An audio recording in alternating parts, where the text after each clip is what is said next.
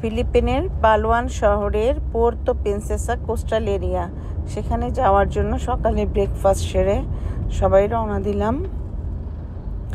এরপরে আমরা ওখানে ছোট মাইক্রোবাসগুলোতে করে 8-10 জন এক একটা মাইক্রোবাসে উঠে রওনা দিলাম। সেই রোডটাকে বলা হয় চিকেন ইন্টেস্টাইন রোড।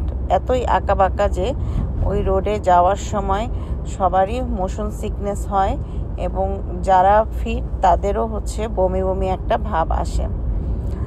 যাই হোক, সেই রোড দিয়ে যাওয়ার পরে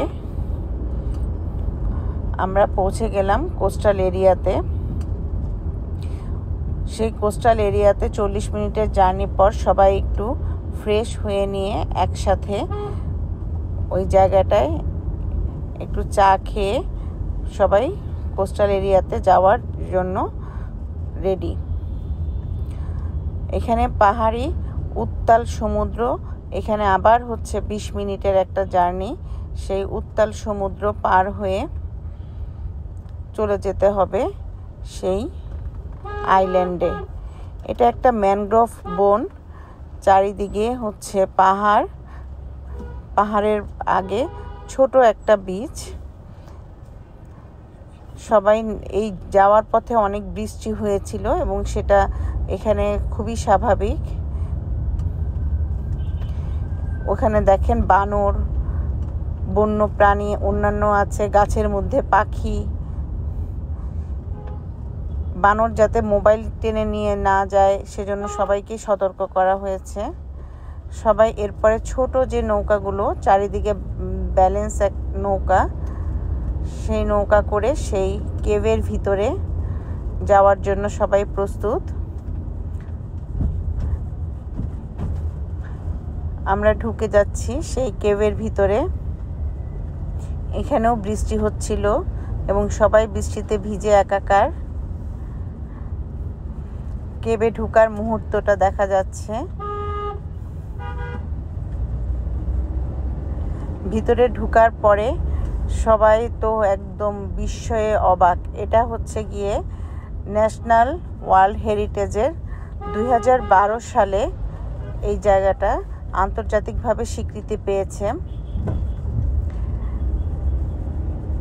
1972 সালে এটা আবিষ্কার হয়েছে। এর ভিতরে অনেক দিনের পুরনো জীবাশ্মগুলো শক্ত হয়ে আস্তে আস্তে এটা প্রস্তুত হয়েছে। আমাদের সবার কানে একটা অডিও দিয়ে দিয়েছিল।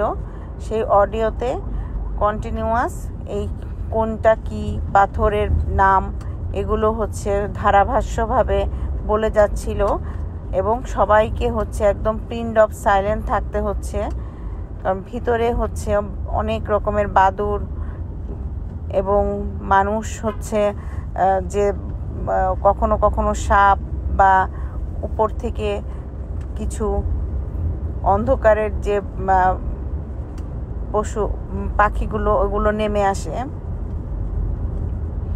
নিচেও অনেক সময় ডেঞ্জারাস কিছু থাকতে পারে, খাজের মাঝে সাপ থাকতে পারে। তাই সবাইকে নীরব থাকতে বলা হচ্ছে এবং ওদেরকে যাতে ডিস্টার্ব করা না হয়, তাহলে ওরাও আমাদেরকে ডিস্টার্ব করবে না। এবং অডিওতে আমাদের কন্টিনিউয়াসই বলে যাচ্ছে কোন পাহাড়ের কি নাম। এই যে এটা বলছিল ভুট্টা, কর্ন শেপ।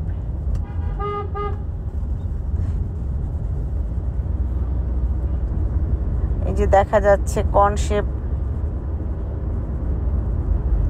এখানে মাশরুম, বিগ মাশরুম। আমাদেরকে এভাবে পরিচিত করে দিচ্ছিল এবং সবাই নীরবে। আমরা শুধু ওই সময়টা উপভোগ করছিলাম।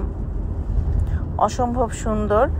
মুখ দিয়ে শুধু একটা কথাই বের হয়েছে, সুবহান আল্লাহ। আল্লাহর কি অপরূপ সৃষ্টি। এটা অনেক বড়, প্রায় 24 কিলোমিটার লম্বা, কিন্তু এত দূর যাওয়া যায় না। এরপরে আমরা সফলভাবে ওখান থেকে বের হয়ে এসে সবাই যে যার মতো ছবি তুলছে। পরবর্তীতে আমরা এই স্থান ত্যাগ করি এবং উপরে প্লেন থেকেও আমরা আইল্যান্ডটা দেখি। আসলে সুন্দর একটা জার্নি কেটেছে।